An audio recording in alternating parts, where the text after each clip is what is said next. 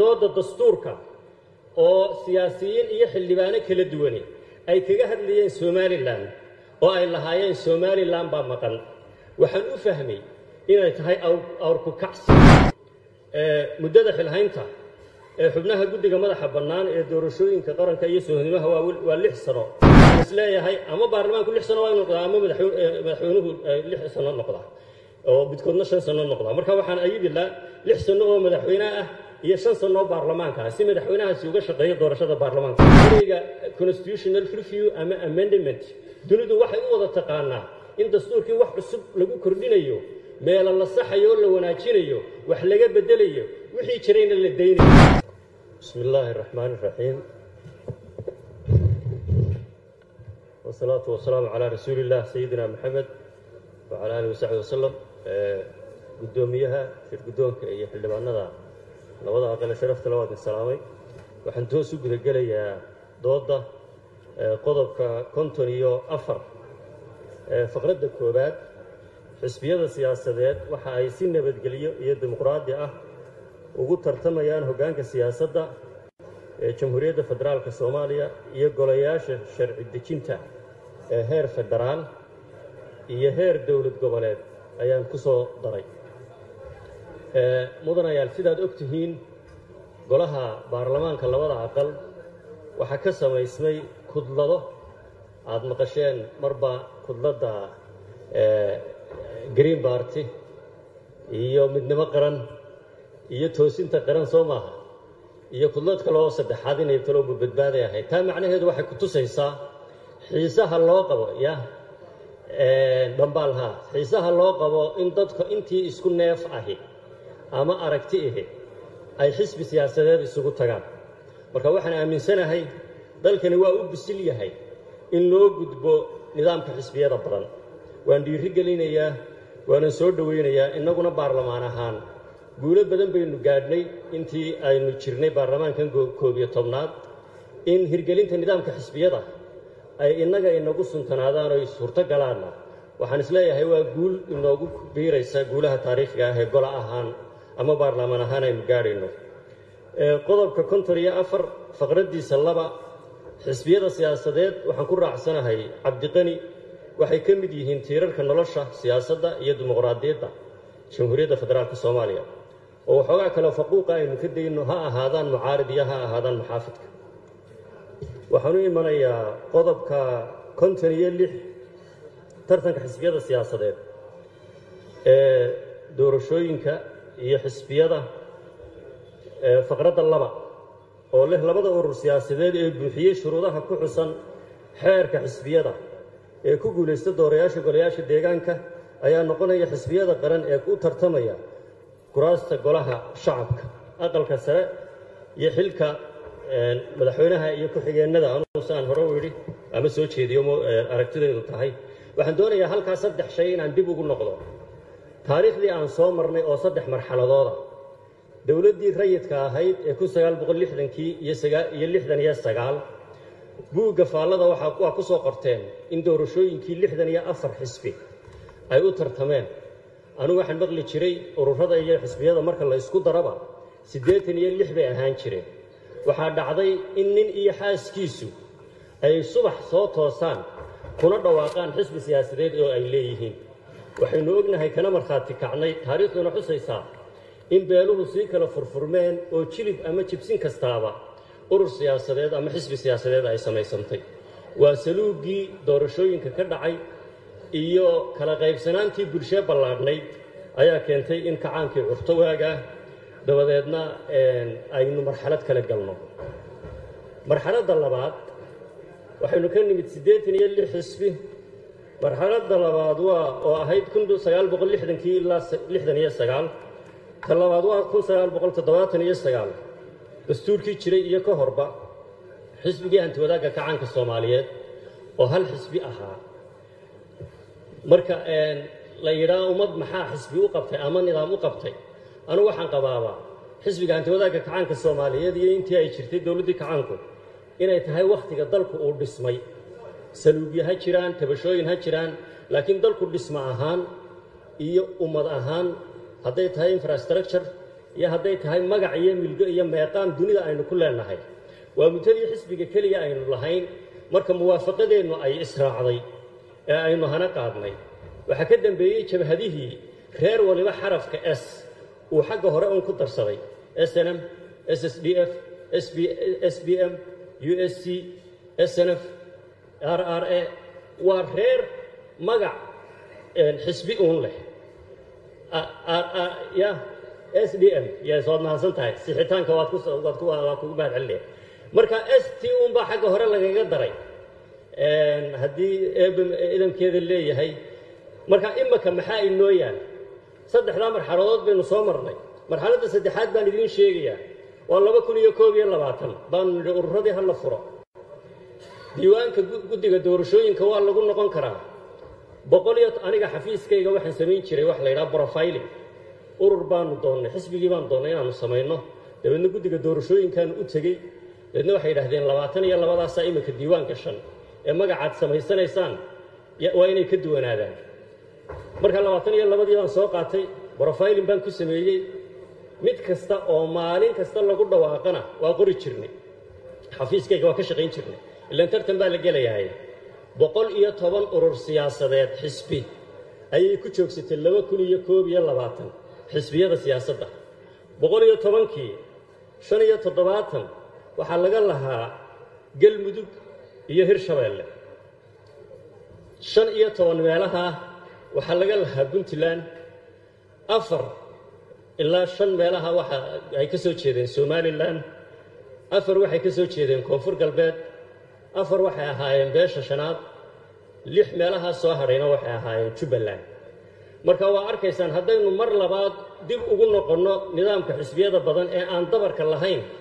waxaynu gelaynaa reerihii inaan dib u kala fadhiisanno 110 oo imaka ahayd iyo 86 ahayd labadubana tafaraaruq iyo ummaddu inay kala tagtay keenaysaa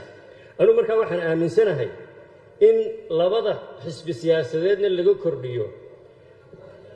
wax ka badanna aan la gaarin waxaan qabaa 3 xisbi siyaasadeed in aynu ku soo koobno oo dastuurkana sidaa ku caddayno sababtu waxay tahay 2 xisbi siyaasadeed marka ay nidaamka beelaha iyo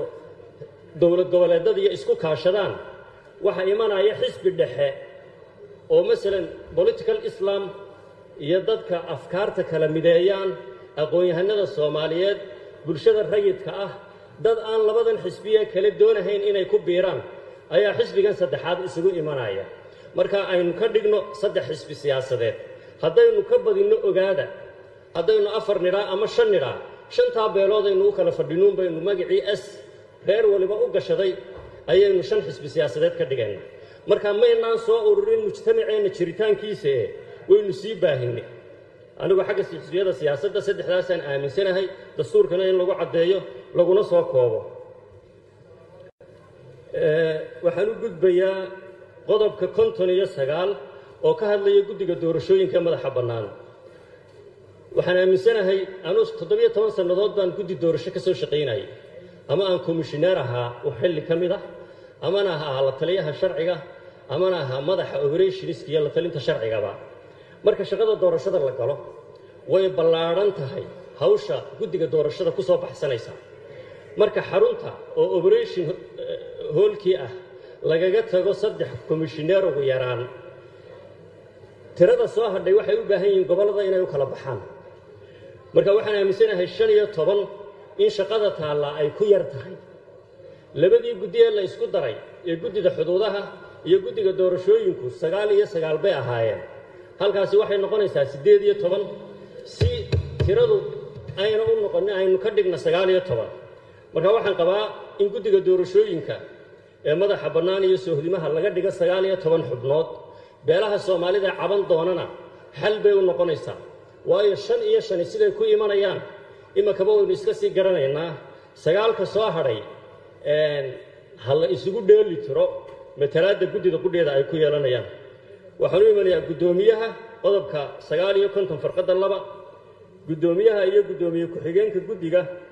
waxaa iska dhex dooranaya xubnaha guddiga full stop anigoo aan madaxweynaha u diidaray wax awooda iyo shaqo inuu qabto haddana madax bannaanida guddiyada doorashooyinka marka la eego waa inay iyagu iska dhex doortaan guddoonkooda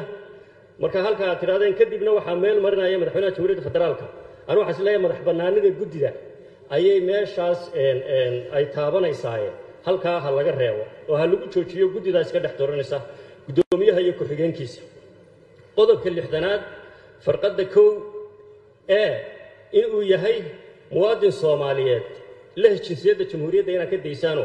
inuu yahay muwaadin Soomaaliyeed da'diisuna aanay ka yarayn 40 sano anu 40 sano waan taageersanahay waayo waa mas'uuliyad weyn waana shaqo weyn oo xasaasi ah waxaan imanayaa qodobka 61 muddada xilhaynta xubnaha guddiga madaxa bannaan ee doorashooyinka qaranka iyo soohnimaha waa 6 sano halka inaad ku joojisaan baan taana jeclahay hadday noqoto in dib loo magacaabo qaarkood marka horeysa waa in 6 sano la wada magacaaba waayo way isla qabsanayaan way isku tababaranayaan way iskaashanayaan laakiin markay 6 ka dhamaato kala badhnaha baxaan kala badhnaha la reebo habraacaasna sharciga doorashooyinka lagu cadeeyo in kala badh la reebayo 3 sano dib loo magacaabi doono dastuurka waa lagu sheegi karaa in yar baa hadhay raalli ahaw gudoomiye waxa kale oo ku soo marka faqrad baan ku kordhin lahaa waa 6 sano hase yeeshee waxa la soo celinayaa kala badh xubnaha guddiga muddo 3 sano ah oo kale marka habraacay ku soo noqonayaan halkan mabdii baynu ku dhignay qodobkii dastuuriga ahaa mabda ahaa habraacay ku soo noqonayaan sharciga doorashooyinka ku faahfaahin doonaa oo farqad 3aad habraaca shaqo ee guddiga xeer ayaa qeexaya ama waxa lagu qeexayaa xeerka doorashooyinka inahaasan ku soo koobay waa mahadsantihiin laba minute baan ka codsanayaa guddiga oo gudoomiye 2 minute ama minute ba ayaan ku soo goobayaa doodayda waxaan maalmahan la soconay dooda dastuurka oo siyaasiyiin iyo xildhibaano kala duwan ay kaga hadlayeen Somaliland oo ay lahaayeen Somaliland baa maqan waxaan u fahmay inay tahay awrku kacsi waa halkii uu raawi lahaa hayay Cabdilqaadir hareer qaba awrka iyo haddaan magaciisa dantaydu higaadin ma soo hadal qaado markuu muraad iyo dan ka gasho ayuu oranayaa Somaliland baa maqane dastuurka yaan la dhameystirin Somaliland arrinteedu waa xaalad gaar ah oo sida jamhuuriyadda Shiinaha dadka iyo Taiwan ay u wada jireen ee jamhuuriyadda Shiinaha dadka doorashooyinka iyo shaqaduba uga qabsoonto laakiin xal loo raadinayo Taiwan ayaa Somaliland xal nabada lagu soo celin doonaa midnimada Soomaaliyeedna ay ka mid noqon doontaa dunidu waxay aaminsan tahay one China policy dunidu waxay aaminsan tahay one Somalia policy marka ayaynan ku raad gadanine waa idinka mahad celinaynaa waxyaabo kale oo tabashooyina baanu qabnaa haddaan noo gurmanaysaan kuwa wax nagala qabta qodobka labaad ee ku gabagabeyn lahaa waxa weeye isagana ku dari lahaa nidaamka madaxweynaha iyo 4 ku-xigeen